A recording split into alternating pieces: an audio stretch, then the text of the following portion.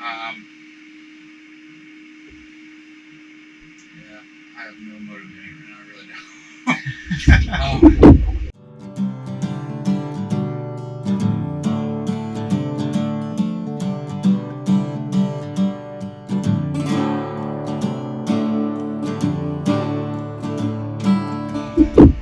Yeah, so I felt like we made pretty good time getting back to Henley's Castle, and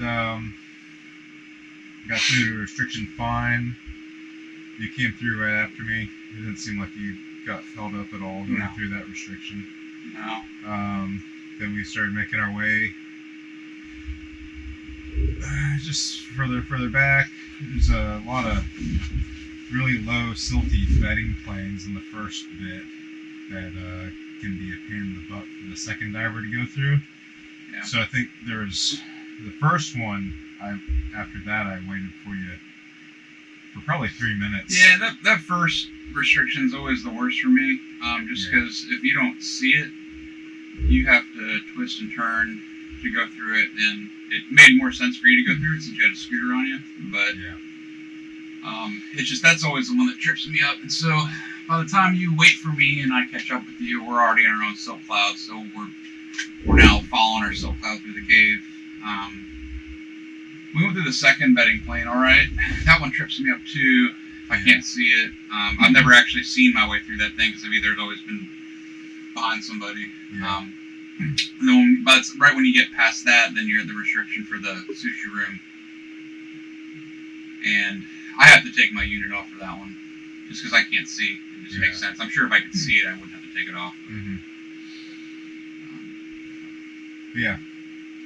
And then we got back to the Esperantorium, and I felt like you went through that no problem. Yeah, that actually was not. Yeah, that was my first time through that. It's this really awkward hole in the ceiling. It's not even in the ceiling. It's you're swimming, and all of a sudden you're in a duck under. The duck under ends, and you have to look up. And there are these two nubs that are just really inconveniently placed, and you have to kind of maneuver through it. And it's really not a front to back restriction as much as it is side to side. And I had low pressure 120s on me, so it's kind of a pain in the butt. But I mean, compared to the stuff before, those restrictions don't really hold me up. It's the low bedding planes trip me up. So we went through there. Yeah, we went through there. And then, so after we got through there, I kind of took off and made my way out to the end of the line. Tied in and put in 705 feet, give or take, according to the survey. It ended in a restriction that I did not feel like trying to navigate through at the time.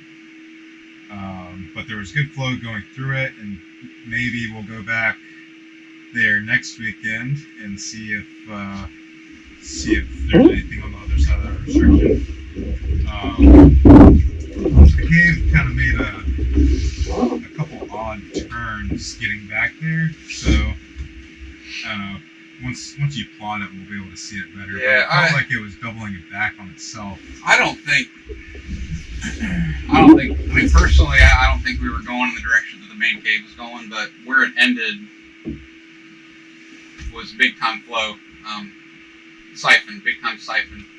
And when you're back there, that's the first time I was back there, and once you make that hard hook to the right and start going downstream to the south, it's big time flow, where it's like hard to swim against. I was really surprised. Pretty good. So that makes me think maybe there's an upstream there somewhere that's not coming from the Henley side. Maybe it's an upstream coming from some other pressure gradient. Spring tunnel. Yeah. So a lot going on back there. It's pretty when you can see. Yeah. But it's low and wide and open, and then you get these huge rooms where you have these big mud mounds, and you go from 200 up to 160, 170, and then back down to 200, and just really inconvenient being on CCR.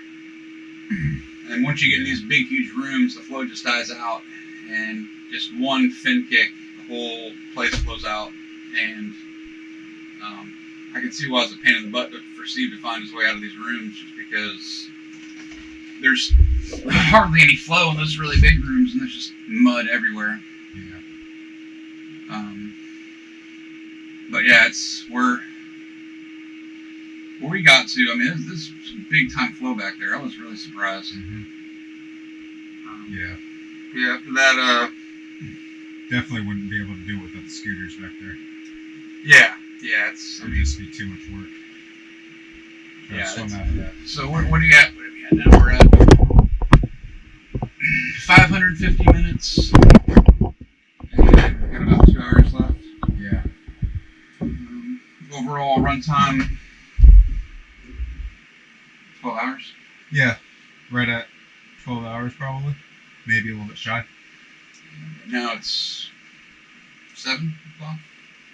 The time right now is 6:30.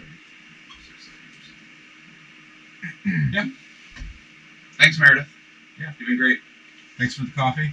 Thank you for the moon pie.